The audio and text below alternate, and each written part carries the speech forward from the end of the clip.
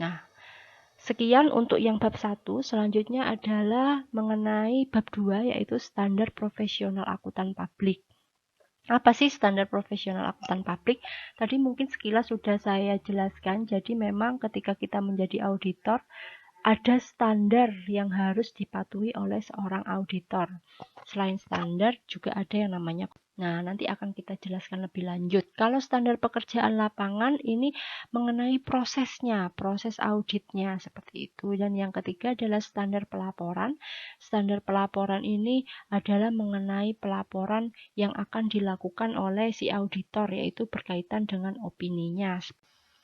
Di mana standar umum ini ada 3 hal yang perlu dipahami. Yang pertama adalah keahlian dan pelatihan teknis yang memadai. Artinya seorang auditor harus punya keahlian dan mereka memang harus punya pelatihan yang sudah dilakukan, sehingga memang ketika kita menjadi auditor biasanya diawali sebagai junior audit, dan itu biasanya sudah dilakukan pelatihan dan bahkan sudah dilakukan proses audit sebagai proses pembelajarannya. Dan yang kedua adalah independensi dalam sikap mental. Tadi sudah dijelaskan ada 3 sifat independensi di sana. Dan yang ketiga adalah penggunaan kemahiran profesional dengan cermat dan seksama. Artinya seorang auditor harus cermat dan seksama ketika mereka melakukan. Kemudian untuk standar pekerjaan lapangan, di lapangannya, proses auditnya harus bagaimana nih seorang auditor, seperti itu. Yang pertama harus direncanakan. Tadi yang sudah saya jelaskan ada yang namanya audit plan. Jadi memang harus direncanakan dengan baik, harus disupervisi. Artinya disupervisi di sini harus ada penanggung jawabnya. Jadi bagian kas siapa penanggung jawabnya, bagian piutang siapa penanggung jawabnya, seperti itu. Kemudian yang kedua adalah pemahaman yang memadai atas pengendalian intern. Jadi memang ketika seorang auditor, tim auditor mau melakukan proses audit, yang harus pertama dilakukan adalah paham nih pengendalian intern perusahaannya seperti apa, karena dari situ akan ada langkah selanjutnya dari kita tahu pengendalian intern perusahaan. Contohnya pengendalian intern perusahaannya kok sepertinya buruk, tidak terlalu bagus. Oleh karena itu si auditor kerjanya pasti akan lebih keras lagi, harus lebih teliti lagi dalam melakukan proses auditing. Seperti itu. Yang ketiga adalah bukti audit yang kompeten dan cukup. Artinya adalah bukti yang harus dimiliki oleh seorang auditor harus memang bukti yang kompeten. Bukti yang bisa membuktikan dari bahwa laporan keuangan tersebut adalah wajar. Dan bukti tersebut harus cukup. Jangan sampai kurang. Kalau sampai kurang, otomatis si auditor tidak bisa memberikan keputusan opini apa yang akan diberikan. Seperti itu. Dan yang ketiga adalah standar laporan. Sorry, itu salah ya, bukan pekerjaan lapangan, tapi standar pelaporan. Jadi di dalam pelaporan ada pelaporan atau di dalam opini audit harus ada beberapa hal yang perlu dibahas atau dijelaskan oleh auditor. Yang pertama adalah tentang kesesuaian laporan keuangan dengan standar akuntansi. Jadi si auditor harus menjelaskan apakah laporan keuangannya sudah sesuai dengan standar atau belum. Jika belum, apa saja dan itu perlu dijelaskan di sana. Kemudian mengenai ketidakkonsistensian penerapan standar. Nah, contohnya seandainya nih perusahaan tahun pertama menggunakan FIFO, tahun kedua menggunakan rata-rata tertimbang. Nah, hal tersebut kan bisa dianggap sebagai tidak konsisten. Seperti itu harus dijelaskan oleh auditor ketika menemukan hal tersebut, karena memang seharusnya perusahaan ketika melakukan satu metode tersebut harus digunakan seterusnya. Dan ketika ada perubahan harus dijelaskan mengapa perubahan tersebut dilakukan seperti itu, dan tidak bisa perubahan itu dilakukan setiap tahun.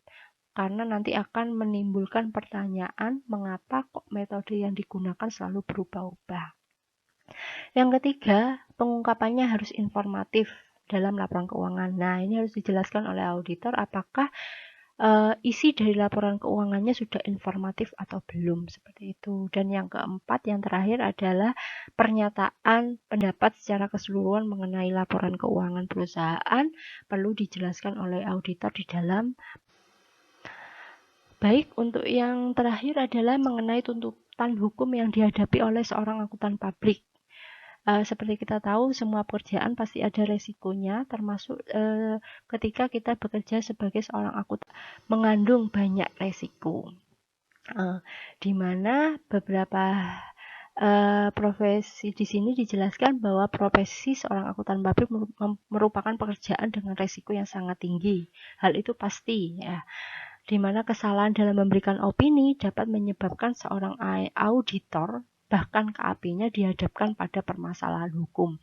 Seandainya nih opininya wajar tanpa pengecualian, ternyata setelah ditelaah kok perusahaan ini mengalami kebangkrutan. Nah, otomatis kan opini yang sebelumnya diberikan oleh si auditor bermasalah. Ada apa di sana? Nah, hal seperti itulah yang bisa menyebabkan terjadinya permasalahan hukum.